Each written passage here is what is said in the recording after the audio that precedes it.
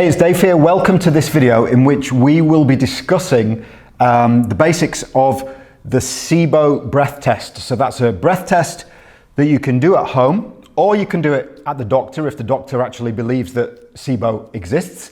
And it basically tests for this condition where we have bacterial overgrowth in the small intestine. Small intestinal bacterial overgrowth it's called, and it's abbreviated to SIBO. So this is a breath test. So you take a number of breath samples, you send them to the lab measures the different gases in your breath, and then you can infer whether you have bacterial overgrowth in the small intestine. That's the basics of the test. And so the way it works is as follows. You follow a prep diet for a couple of days, just to make sure that you don't mess up the samples by eating the wrong kinds of foods. And then on the day of the test, I would suggest you do it in the morning.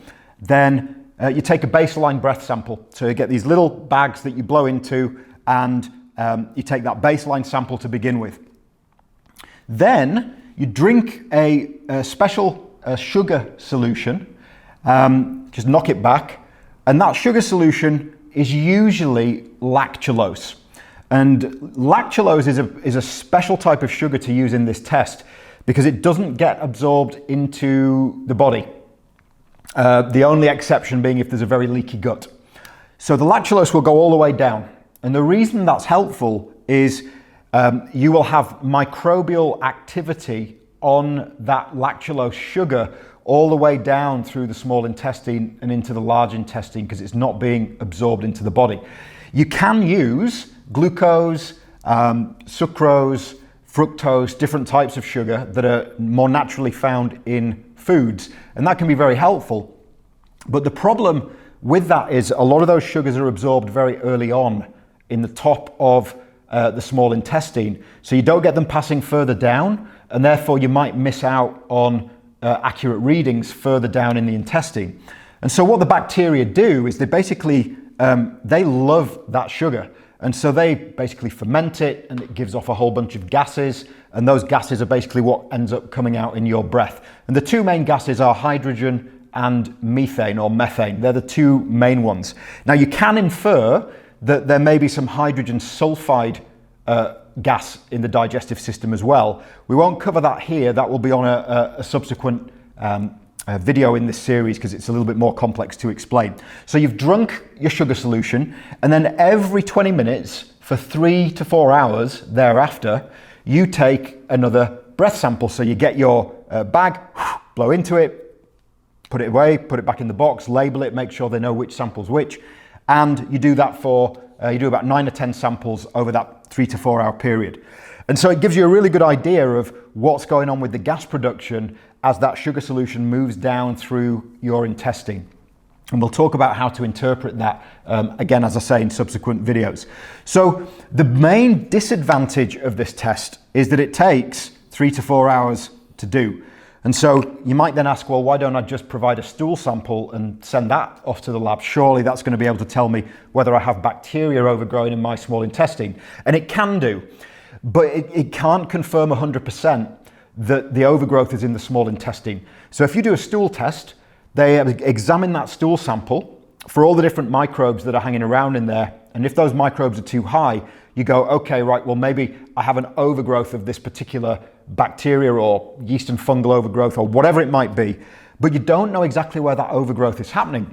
So it could be happening high up in the small intestine, but it could also be happening right down in the colon as well. And so when you see the stool test readings, they're not location specific. That said, there are certain markers on the stool test, certain bacteria, that when they're elevated and they're in a certain pattern, nearly always suggest that SIBO is present. But I think because the SIBO protocols, the treatment protocols, are a little bit different depending on the type of SIBO you have, it's very wise to do a breath test just to confirm exactly what you're up against in regard to the SIBO. So the stool test tells you there's something going on, doesn't really tell you exactly where that's happening. Certain patterns are very indicative of SIBO, but you have to confirm it with one of these breath tests. Now, the other disadvantage is it only checks for SIBO, right?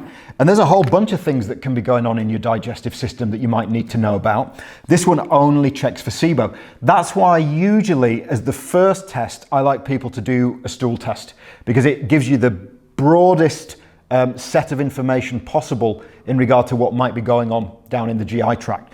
This one is very helpful, don't get me wrong, but because it only checks for SIBO, I like to look at a broader spectrum of things initially. I want to know if H. pylori is there.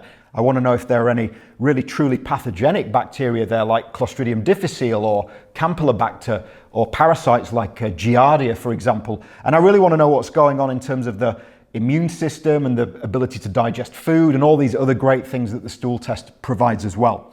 So that's an introduction to the SIBO breath test. It's bloody useful, don't get me wrong, but I'd always start with a stool test unless you've already done a stool test and that hasn't brought you the results that you might be looking for. In the next video, we're going to talk about what the results look like and what we can infer from different readings on the results. So look forward to seeing you then. If you'd like to arrange a case study or consultation, or run a stool test, or just really get to know what your other options are, there's some links down beneath this video window that will show you exactly where to go and what to do. And I will see you on the next video. Thank you very much for watching. Bye.